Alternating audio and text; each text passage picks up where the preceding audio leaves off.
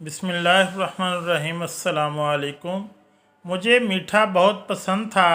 यूं ही रोज़ मेरे शोहर नंद और सास से छुपा कर मेरे लिए बालूशाही मिठाई लाते। जब मैं दिन भर घर के सारे काम करके थक जाती तो रात को शोहर मुझे वो मिठाई खिलाते और कहते, ये मिठाई बहुत महंगी है, सिर्फ तुम्हारे लिए लाता हूँ। मैं शोहर की मोहब्बत देख कर शर्मिंदा सी हो जाती।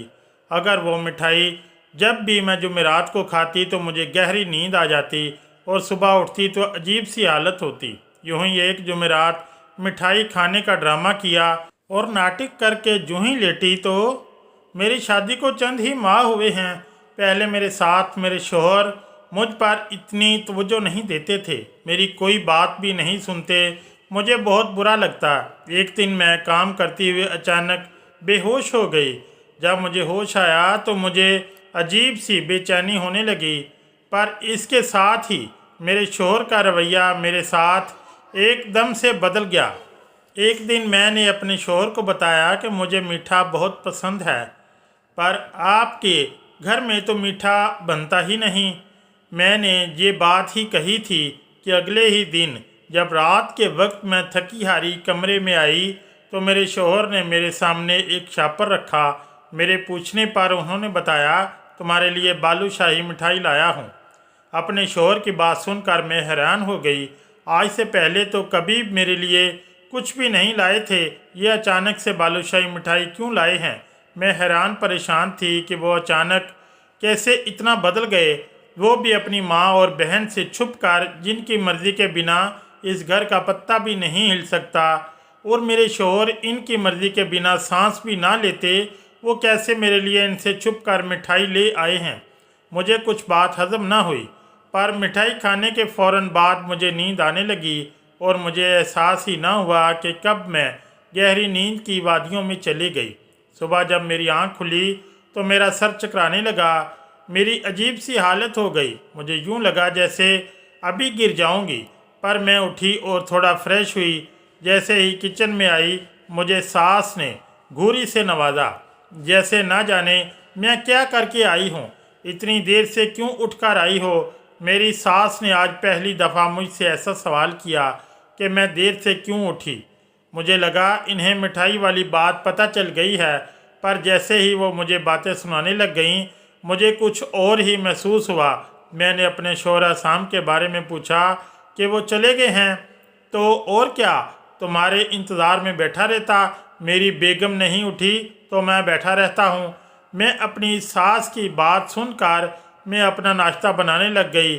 मेरी सास मुझे अजीब सी नज़रों से देख रही थी, जैसे मुझ में इन्हें आज कुछ और ही नज़र आ रहा हो।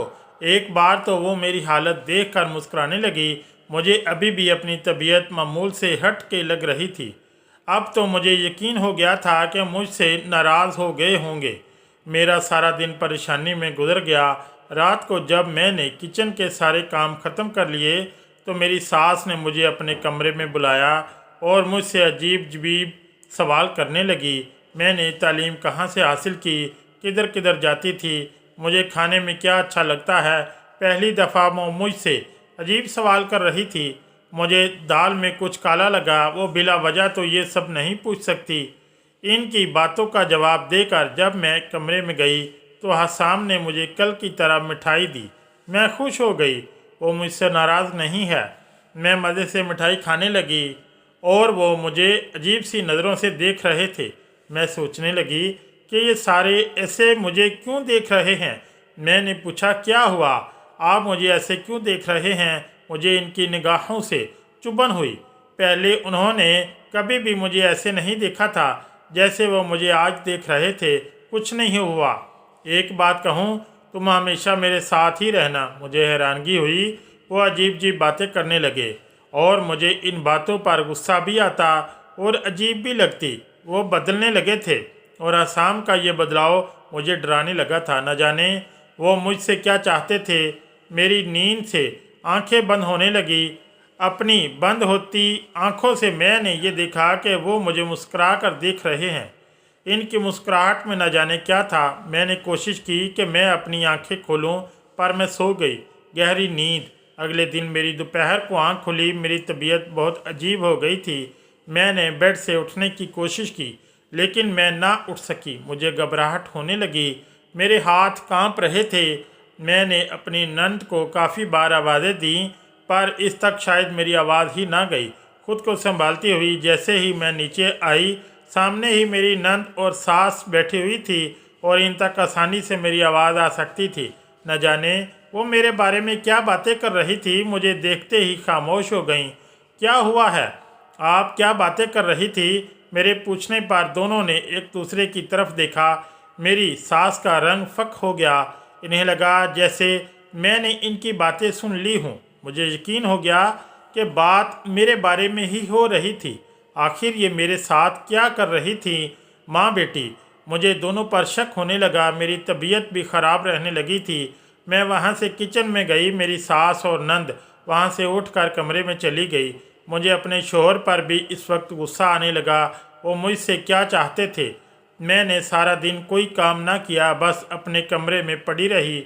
मैं नहीं जानती थी कि मुझे क्या हो रहा है। दिन ब दिन बदलती क्यों जा रही हूँ, पर मुझे ये शक होने लगा कि जो कुछ भी हो रहा है इन सब के पीछे मेरी नंद और सास का ही हाथ है। आखिर वो चाहती क्या है? रोज़ाना का मामूल बन गया था। मेरे शौहर मेरे लिए इतनी महंगी मिठाई लाते, मुझे इसकी अजीब सी आदत हो गई।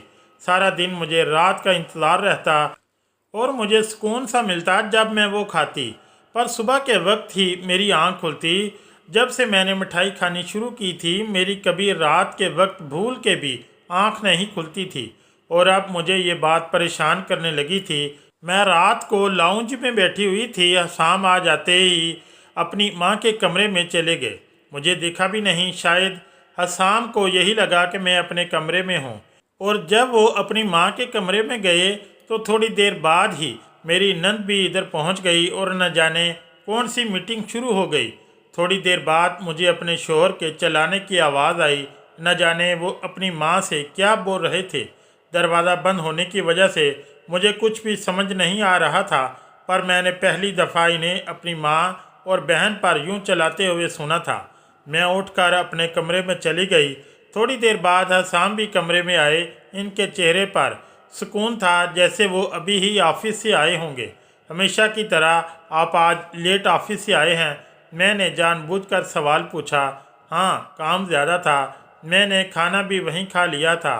उन्होंने बड़ी सफाई से झूठ बोला। मैं इनके झूठ की वजह ना समझ सकी। आज वो फिर मेरे लिए मिठाई लाए थे। पहले तो मैंने खाने से मना किया, पर वो इसरार करने लगे कि मैं खाऊं। इनकी भरपूर इसरार पर मैंने थोड़ी सी खाई, बाकी रख दी। उन्होंने फिर मुझे मज़ीद खाने का ना कहा। थोड़ी देर बाद मुझे नींद आ गई। अचानक मुझे नींद में चुभन महसूस हुई, जैसे किसी ने सुई चुभो दी हो। पहली दफ़ा मुझे आज नींद में कुछ महसूस हुआ था।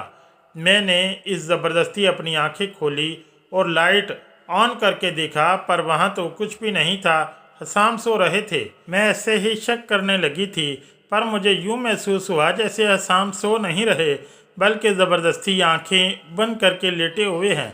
मैंने इन्हें आवाज़ दी, पर वो टस से मस ना हुए और मैं अपनी गलत फहमी समझ कर लाइट ऑफ करके लेट गई और फ़ौरन ही सो गई। मुझे नींद में यूँ महसूस हुआ जैसे कोई मेरे पास ही बातों में लगा हुआ है, लेकिन मुझ में आंखें खोलने की हिम्मत ना हुई, ना ही मुझे बातों की समझ आई। पर इतना ज़रूर सुनाई दे रहा था कि कोई बोल रहा है और बातें हो रही हैं। सुबह मेरी जल्द ही आँख खुल गई। शाम किसी से फ़ोन पर बात कर रहे थे। मुझे जागता देखकर फ़ौरन उन्होंने कॉल कट कर दी थी। मैंने इनसे रात के बारे में पूछा। रात को आप किसी से बातों में लगे हुए थे? हमारे कमरे में कोई और भी था क्या? मेरी बात सुनकर हसाम एकदम से घबरा गए। इनका रंग फक हो गया। मैंने नासमझी से इन्हें देखा। कोई भी नहीं था। वो ऐसे घबरा गए जैसे चोर चोरी करते पकड़ा जाए। न जाने वो क्यों घबरा गए थे। आप परेशान ना हो, मैंने शायद कोई ख्वाब देखा होगा। अक्सर ख्वाब में भी बंदे के साथ यूं ही होता है, मैंने मुस्कुराते हुए कहा। वो भी कहने लगा, हाँ ऐसा ही है, लेकिन मुझे दाल में कुछ काला लगने लगा। सारा दिन मेरी सास मेरे साथ खड़ी रही। मुझे बहुत अजीब लगता अब अपनी सास का ये रवैया। ये मेरी वही सास थी जिसने कितनी मिन्नतें करके मेरे माँ बाप से मेरा हाथ मांगा था। कैसे जब ये मुझे घर में ब्याह कर लाई थी, मेरे पैर ज़मीन पर नहीं लगने देती थी। जब भी मेरा कहीं से रिश्ता आता, मेरे माँ बाप इनकार करते थे, या न जाने मेरे माँ बाप ऐसा क्या कहते कि रिश्ते वाले खुद ही इनकार करके चले जाते। मुझे कभी इस बात की समझ ना आई। फिर एक दिन मेरी सास अपने इकलौते बेटे के लिए मेरा हाथ मांगने गई। वो पहली खातून थी जिन्होंने इतनी मिन्नतें करके मेरा रिश्ता मांगा। माँ बाप ने भी दे दिया। फिर ना जाने क्या हुआ, मेरी सास ने रिश्ते से इनकार कर दिया और मेरे माँ बाप बजाय उदास या परेशान होने के इनकार होने पर खुश हो गए। मुझे कभी ये बात समझ ना आई कि मेरे माँ बाप रिश्ते से इनकार क्यों करते हैं, वो क्यों मेरी शादी नहीं होने देते थे। कुछ दिन बाद मेरी सास फिर से आ गई और कहने लगी, मुझे आपकी बेटी को ही बहू बनाना है। वो कहती थी, अब हम सब कुछ कर लेंगे, आप फिक्र ना करें, आपकी बेटी का घर बर्बाद नहीं होगा। मुझे आज तक अपनी सास की वो बातें याद हैं, पर यह नहीं जान सकी कि उन्होंने ये बातें क्यों की थी। लेकिन शादी के शुरू के दिनों में मेरी सास बहुत अच्छी थी। हाँ, अचानक इतना बदल कैसे गई थी, मुझे बिल्कुल भी समझ नहीं आ रही थी। हमारी ज़िंदगी में हो क्या रहा था, पर मैं अपने शौहर पर शक नहीं करना चाहती थी। वो तो मुझसे इतनी मोहब्बत करते हैं, कभी कभी इनकी मोहब्बत के सामने मैं शर्मिंदा हो जाती। वो मेरा इतना ख्याल रखते हैं, मेरे लिए अपनी माँ से भी झगड़ लेते हैं और मैं इन्हीं पर शक करती हूँ। मैं लाउंज में दोपहर के वक्त बैठी हुई थी। अचानक से मेरी सास मेरे पास आई और गुस्से से बोली, बहुत तेज़ हो गई हो, मेरे बेटे को उंगलियों पर नचाना चाहती हो। ये नए नए ड्रामे करके क्या साबित करना चाहती हो? जानती हो, ये जो तुम मेरे बेटे को जलील कर रही हो, इसे परेशान कर रही हो, ये तुम्हारे सारे ड्रामे हैं। अचानक मेरी सास क्या बोल रही थी, अभी वो मुझे कुछ बताने ही वाली थी कि इसी लम्हे हसाम आ गए और उन्होंने अपनी माँ को रोक दिया। जैसे अगर वो ना रुकता तो वो कोई बहुत बड़ा राज बता देती मुझे। खैर, मैं उठकर अपने कमरे में चली गई। मेरे पीछे पीछे हसाम भी आ गए। मैं बिल्कुल खामोश थी, मैं कुछ जानती ही नहीं थी। इसी वजह से कुछ भी बोल ना सकी, क्योंकि मेरे पास कहने को कुछ नहीं था और मुझे अपनी सास की कोई बात समझ नहीं आई। वो किस ड्रामे की बात कर रही थी, मैं कौन सा ड्रामा कर रही हूँ। अक्सर अब मेरी सास जाकर मेरे कमरे की तलाशी लेती, कभी मेरे कमरे से कोई चीज़ उठा कर लाती तो कभी कोई। मैंने भी कभी इनसे कोई सवाल ना किया। मैंने एहसान से इनकी जल्दी आने की वजह दरियाफ्त की, पर उन्होंने कोई जवाब न दिया और बाहर चले गए। रात के वक्त आए, मैं इनके इंतज़ार में सो चुकी थी। उन्होंने आकर मुझे उठाया और मुस्कुराते हुए कहा, थोड़ा सा इंतज़ार कर लेती, मैंने आना तो घर ही था और लगता है अब मीठा पसंद नहीं रहा तुम्हें।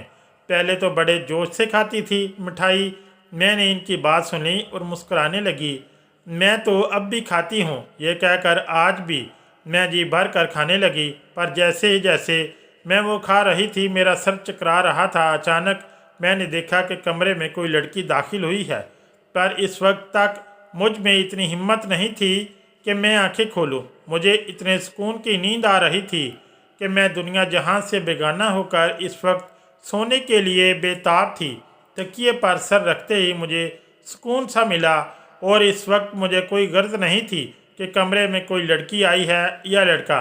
मुझे बस सोने से गर्ज थी, तो मैं सुकून की नींद सो गई, ये सोचे बिना कि वो लड़की मेरे कमरे में क्या करने आई थी, वो भी इतनी रात के वक्त। यहाँ तक कि मेरा शौहर भी कमरे में मौजूद था। सुबह उठकर मैं यही सोचने लगी कि आखिर वो लड़की कौन थी और क्यों मेरे कमरे में आई थी। सारा दिन मेरा इसी परेशानी में गुजर गया। मैंने फैसला कर लिया था कि अब से मिठाई नहीं खाऊंगी। सब कुछ इसी की वजह से हो रहा था। जब से मैंने वो खानी शुरू की थी, सारे ही बदल गए थे। मेरी सास और नंद का मेरे साथ बुरा रवैया हो गया और मेरे शौहर को मेरे साथ अच्छा हो गया। रात के वक्त जब आसाम मिठाई लाए, मैंने सोचा कि मना कर दूं, पर मैं ना कर सकी। जितने प्यार से वो मुझे दे रहे थे, वो मुझे पकड़ा कर बाहर चले गए। थोड़ी देर बाद आए तो मैं तकिए पर सर रख के सोने का ड्रामा करने लगी। पहले आसाम न जाने किससे बातें कर रहे थे, मुझे कुछ समझ नहीं आई। वो इंग्लिश में लगे हुए थे। मैं अभी सोने वाले अंदाज में लेटी रही। फिर मुझे सच में नींद आने लगी। जब काफ़ी रात हो गई रात के 12 बजे का वक्त था। कोई मेरे कमरे में दाखिल हुआ। मैंने हल्की सी आंखें खोल कर देखा। सामने इसने जो बात की वो सुनकर मुझे यूं लगा कि किसी ने मेरे सर पर बम फोड़ दिया है। मेरी पेशानी पर पसीना चमकने लगा। सोए हुए भी मुझे एक पल के लिए एहसाम से नफरत हो गई। वो शख्स कौन सी दवाइयों की बात कर रहा था, कुछ समझ ना आया। अचानक वो दूसरा शख्स मेरे पास आया। मुझे बाजू पर चुभन होने लगी। इन दोनों की बातें सुनकर मेरी रूह भी कांप गई और जैसे ही मुझे इसने इंजेक्शन लगाया मुझे यूं लगा कि किसी ने मेरी जान निकाल ली हो। न जाने वो क्या था। मेरा दिल किया कि मैं चीखने लगूं, चिल्लाऊं। मेरे लिए बर्दाश्त करना मुश्किल हो गया। मुझे समझ ही नहीं आई कि मेरे साथ हो क्या रहा है, लेकिन मैं बर्दाश्त करके लेटी रही। न जाने मुझसे असाम क्या चाहता था और ये सब क्या था। सुबह मैं उठी तो मेरी आंखें लाल हुई थीं। आज मेरी हालत पहले से भी ज़्यादा बुरी हो चुकी थी और मुझे यकीन हो गया था कि मुझसे असाम कुछ छुपा रहे हैं। असाम ही नहीं बल्कि इनकी माँ भी कुछ छुपा रही है, जो असाम भी मुझसे छुपा रहे हैं। और ये सब न जाने मेरे साथ क्या खेल खेल रहे हैं, मुझे कौन से कामों में इस्तेमाल कर रहे हैं। नफ़रत होने लगी अपने शोहर से। मेरा दिल करने लगा कि मैं सब कुछ छोड़कर अभी के अभी अपने घर चली जाऊं। इस वक्त मैं शदीद तकलीफ़ में थी। पूरा दिन मैं अपने कमरे से बाहर ना निकली। रात के वक्त जब आसाम घर आए तो मैंने इनसे कोई बात भी ना की। इनका रवैया भी आज मेरे साथ अजीब सा था। उन्होंने भी मुझसे कोई बात ना की। अचानक मेरी नज़र आसाम के बाजू पर गई जहाँ पर पट्टी बंधी हुई थी। आज वो मेरे लिए मिठाई भी नहीं लाए थे। मैंने कोशिश की कि पूछूं कि हाथ पर क्या हुआ है, मिठाई क्यों नहीं लाए, पर मुझे कल रात याद आ गई। मेरा दिल किया कि पूछूं वो मुझसे क्या चाहते हैं। 2 मरतबा कोशिश भी की लेकिन फिर खामोश हो गई कि अगर मैं गलत हुई तो फिर कल रात जो मैंने देखा वो सब कुछ भी सोचने लगी। हसाम अचानक क्यों बदल गए थे। कुछ तो इनके दिमाग में भी चल रहा था जो वो मुझे नहीं बता रहे थे। अगर कल रात मैं सब कुछ ना देखती तो ना जाने ये मेरे साथ क्या कर देते। इसके बाद काफ़ी दिन हमारे दरमियान कोई ख़ास बात ना हुई, पर मैं अजीब सी होने लगी। मेरी तबीयत हर वक्त ख़राब रहने लगी। मुझे यूं लगता कि जैसे मेरा सर अभी फट जाएगा। मैं सारा सारा दिन, हर पूरी पूरी रात बेचैन रहती। मेरा दिल भी घबरा रहा था। हसाम अब रात को देर से घर आते और अपनी माँ के कमरे में चले जाते। जिस दिन हसाम कमरे में ना आते मेरी तबीयत ख़राब होने लगती, जैसे मुझ पर वो लोग कुछ कर रहे हों। आज भी वो काफ़ी रात को कमरे में आए। हसाम क्या चाहते हैं आप मुझसे, बात क्यों नहीं करते। मैं आपसे बात करूं तो जवाब नहीं देते। कभी हाल पूछा है मेरा कि सारा दिन तबीयत कितनी ख़राब रहती है। मैंने आज गुस्से में तंग आकर कह ही दिया और वो मुझे अजीब सी नज़रों से घूरने लगे। मैं इन्हें देखती रही। वो मुझे बिना कोई जवाब दिए वहाँ से चले गए। अगले दिन मैं अपनी नंद के साथ शॉपिंग करने गई। इसने कहा कि लंच करके ही जाते हैं। हम एक रेस्टोरेंट में चले गए और मेरी नज़र अचानक से सामने वाली टेबल पर गई। मेरी आंखें वहीं पथरा गईं। मैं वहाँ से फ़ौरन निकल आई। मेरा दिल किया कि हसाम को गोली मार दूँ। तो ये थी इसकी सच्चाई। अगर मैं नहीं तो कोई और सही। मतलब इस रात यही लड़की मेरे कमरे में आई थी। मुझे यकीन हो गया कि घर आते ही कमरे में चली गई। मैंने सारे कमरे का सत्यानाश कर दिया। मेरे आंसू भी गिर रहे थे। हसाम मुझे धोखा दे रहे थे, वो मुझे इस्तेमाल कर रहे थे। रात को हसाम आया। आज इसका मूड पहले की तरह ही था। वो मेरे लिए मिठाई भी लाए थे, पर कमरे में दाखिल होते ही झटक गए और मुझे देख कर पूछने लगे, ये सब क्या है, क्या हुआ है तुम्हें। अभी भी मुझसे पूछ रहे हैं कि क्या हुआ है। बताएं अपनी सच्चाई, क्या चाहते हैं आप मुझसे, क्यों मुझे अपनी ज़िंदगी में शामिल किया हुआ है। मैंने गुस्से में पूछा और वो नासमझी से देखने लगे कि क्या कह रही हो, मुझे कुछ समझ नहीं आ रहा। और ये कमरे का क्या हाल बनाया हुआ है, आराम से बैठो और बताओ क्या हुआ है। हसाम ने मुझे सोफे पर बिठा दिया। आप इस मिठाई में क्या मिलाकर मुझे खिलाते हैं और आप ऐसा क्यों करते हैं, मैंने गुस्से में पूछा। मैं आज सब कुछ जानना चाहती हूँ। नींद की गोलियाँ मिलाकर खिलाता हूँ। मुझे बिल्कुल उम्मीद नहीं थी कि हसाम इतनी आसानी से बता देंगे, और वो भी मेरे एक बारी पूछने पर। मैंने गुस्से में पूछा, क्यों कर खिला दी? क्योंकि मैं तुम्हें तकलीफ में नहीं देख सकता। वो बड़े आराम से बोले। मैंने घूरा, हसाम, मैं आपकी सच्चाई जान चुकी हूँ। अब मुझे कोई उल्टी सीधी कहानी नहीं सुननी। मुझे आपके साथ नहीं रहना, मुझे तलाक चाहिए। मैंने गुस्से में कहा। वो भी एकदम से ही गुस्से में आ गए थे। मेरी सच्चाई मेरे बारे में? और वो भी तुम जानती हो? तुम तो खुद अपने बारे में भी नहीं जानती, फिर मेरे बारे में क्या जानती होगी?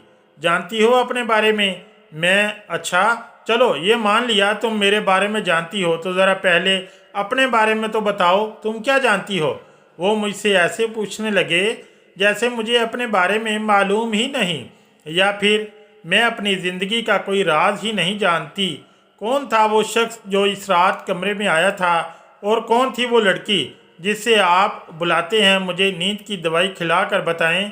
और वो होटल में आज आपके साथ कौन थी, इसके बारे में भी बताएं ना।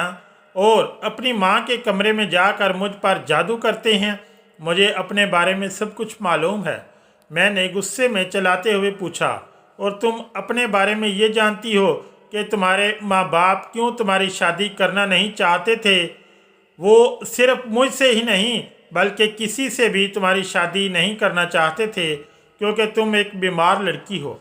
और वो कहते थे कि तुमने जल्दी ही पागल हो जाना है, जो भी तुमसे शादी करेगा वो तुम्हें तलाक दे देगा। मेरी माँ भी फिर तुम्हारा रिश्ता नहीं लेना चाहती थी।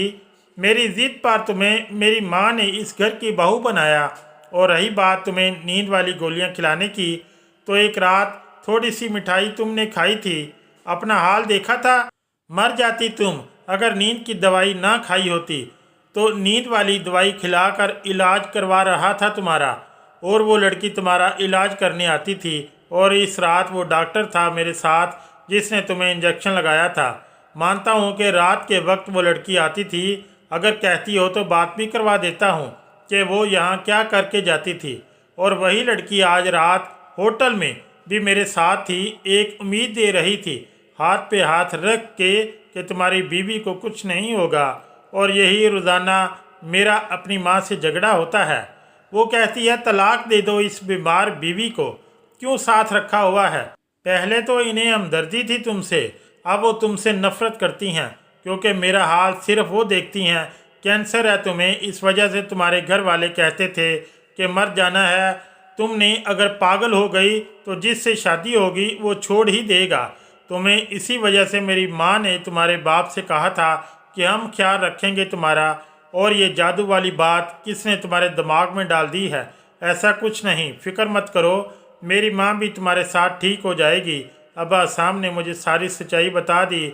इस किस्म की बातें सुनते सुनते मुझे एहसास ही नहीं हुआ कि कब मेरी आंखों से आंसू गिरने लगे। मेरा दिल किया कि यह ज़मीन फटे और मैं इसमें समा जाऊं। मैं कितना इस शख्स को गलत समझ रही थी, और मेरे लिए वो अपना सब कुछ कुर्बान कर रहा था। मुझे कैंसर था और इसके बावजूद वो शख्स मुझे अपने साथ रख कर बिना मुझे बताए कि मैं परेशान ना हूँ मेरा इलाज करवा रहा था। और मैं इसे कितना गलत समझ रही थी। मैंने इसे रोते हुए वादा किया कि आइंदा कभी ऐसा नहीं करूँगी। वो भी मुस्कुरा दिया। जानता हूँ अब तुम कभी ऐसा नहीं करोगी और तुम जल्द ही ठीक भी हो जाओगी। हसाम ने मुझे दिलासा दिया। अगर आपको आज की कहानी पसंद आई तो वीडियो को ज़रूर लाइक कीजिएगा और अपने दोस्तों के साथ भी शेयर कीजिएगा। और हाँ, अगर आपने अभी तक हमारा चैनल सब्सक्राइब नहीं किया तो ज़रूर सब्सक्राइब करें। मिलते हैं कल एक नई और दिलचस्प कहानी के साथ। अल्लाह हाफिज़।